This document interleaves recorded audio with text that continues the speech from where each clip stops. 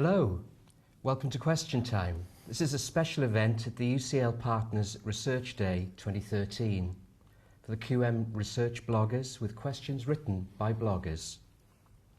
My name's Gareth Price from the Blizzard Institute, Queen Mary, University of London. I work on preclinical assessment of targets for control of relapsing disease, progressive MS, symptom control agents, and work closely with the Mouse Doctor. I'll be chairing this session and hope to keep proceedings on track. The questions were sent in between mid-November to the end of December. Following requests on the blog, all of them were anonymous, so I've got no idea who wrote them. These are real questions and not plants.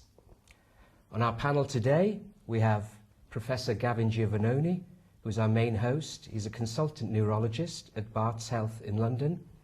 He states he has an interest in viral causes of MS and biomarkers, and he's involved in a number of clinical trials for MS drugs. Next, we have a white knight crusading against progressive MS. Dr. Jeremy Chataway is consultant neurologist at the National Hospital for Neurology and Neurosurgery at Queen Square, and also St Mary's Hospital in West London. He was chief neurologist for the London 2012 Olympics and Paralympic Games, but during his day job, he's shown that you put one in the eye of progressive MS with the recent exciting results with the simvastatin trial. He's also chief negotiator of the UK Clinical Trials Network that is about to instigate a number of new trials to target progressive MS. And it also sits on the National Institute of Clinical Excellence Board that decides the fate of MS drugs in the UK. Next, we have Ela Gangotra, who's a concerned mum with children with MS. She's a supporter of Asian MS and has been a participant and invited critic of most of Team G's public engagement activities. We're very grateful to Ela for coming today and have asked her to ring the bell when our neuros and scientists start talking garbage that you may not understand. There you go. On my right, Dr. Ruth Dobson. She's a clinical research fellow at the Blizzard Institute and the Royal London Hospital. Ruth is an early career neurologist and has been researching the risk factors associated with the development of MS. She's also training for the London Marathon for MS-related charity, so any donations to her cause would be greatly appreciated. On my left, Professor David Baker, the Mouse Doctor. He coordinates preclinical biology studies with Team G and has developed a number of models to study MS. He was involved in early studies of mitoxantrone and cannabis in models of MS, which became MS drugs.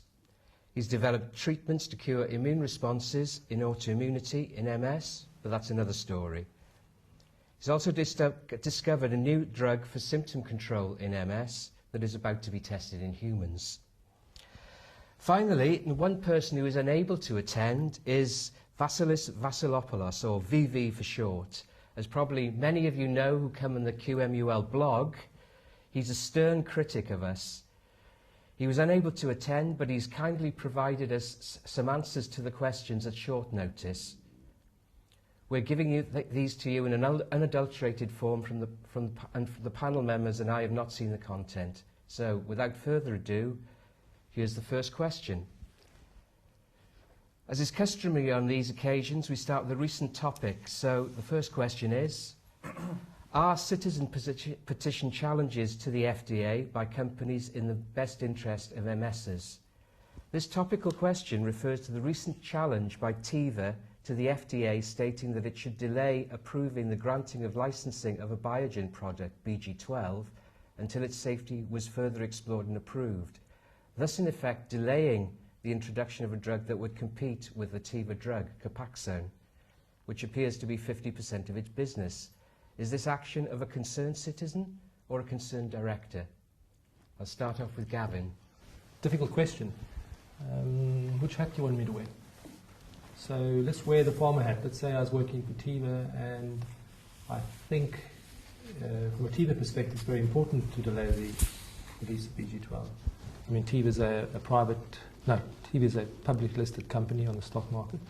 They have a duty to their shareholders to generate income, and I think about in the United States, they must be selling about $2 billion plus a year of their product.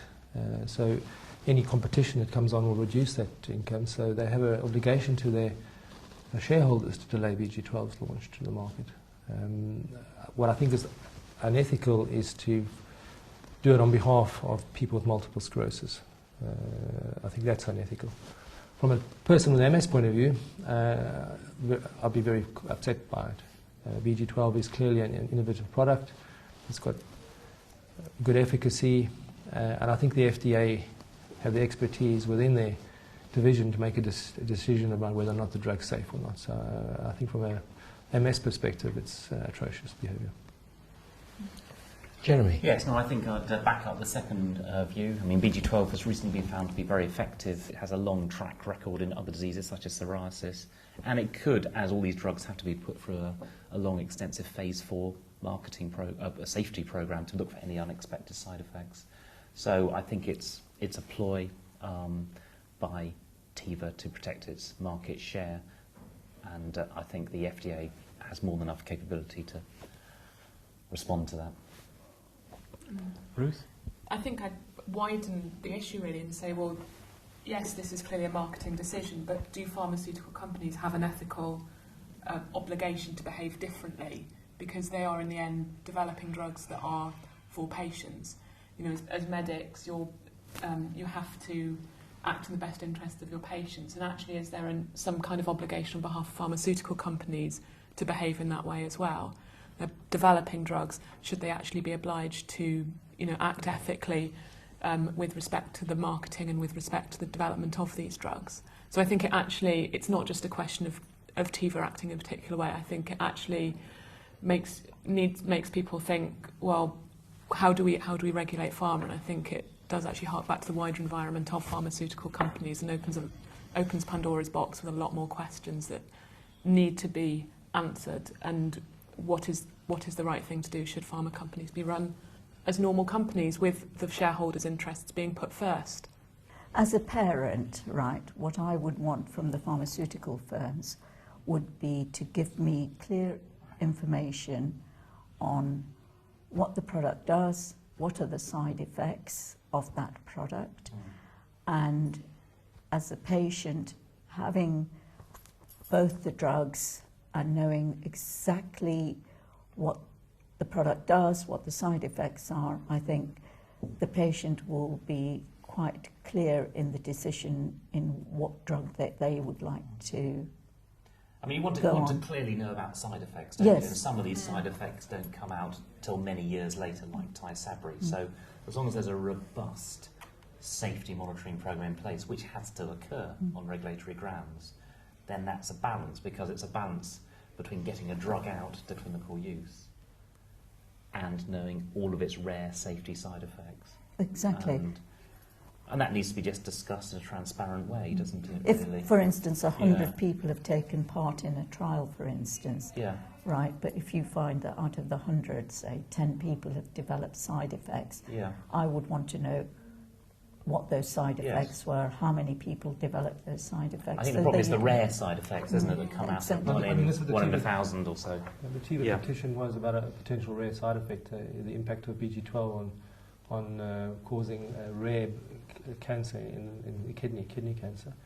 And what was the data on that? Was Well, there there's been previous- some preclinical data in animal models, but there hasn't been a real signal in the trial. So Yeah. they feel that the expertise doesn't exist within the FDA to make that call. And I Right. think it's a spoiling tactic. I mean, it's clearly... But then Yeah. should you delay every drug for 20, 30 years? Yeah, well, exactly, because that's what waiting you're saying, for isn't rare it? long-term emergent Yes, side and these are very effects? rare things. And if you look at the Tysabri program, where things were appropriately halted for a while until people could take stock of the PML problem, and then restarted with a very careful monitoring program in place, which has been very successful, and we know explicitly the risks. They're published on a monthly basis, and they alter, and they have altered. I mean, the other cynical side, marketing is about sticking dirt on things sometimes. So just Yeah. putting the petition in, raising that issue, may have been the strategy of Teva, Yes. to make people question the safety of BG12. So when it does get through, Yes. people will be able to ask the question, how safe is it? So it could have just been... So it can be really good and cynical- bad, can't it, Yeah, but really? the initiative Yes. could have just been a simple it's a cynical marketing opportunity Yeah. and nothing to do really. I suspect Teva weren't expecting it to be successful. But on the other Jeremy, hand, can you just sometimes- explain Yes, what yeah. PML means? Yes, so please? PML is a rare viral disease caused by the JC virus. Mm. It was seen previously in very immunosuppressed people with HIV, and then unexpectedly it started to occur with Tysabri, natazimab, in the early work. Right. Well, probably not the early work, but sort of in the later trial work and extension work. Mm. And it is a viral disease which is very difficult to treat, and people die and become very disabled. So this occurred unexpectedly. It was unexpected, serious, rare side effect with Tysabri. And so the programme was halted, re-evaluated, and now proceeds with very careful monitoring. And indeed the risk can be 1 or 2, 1 in 100, 1 in 200. I mean, things have changed. But what it did was it enabled everyone to work out the major risk factors for developing it,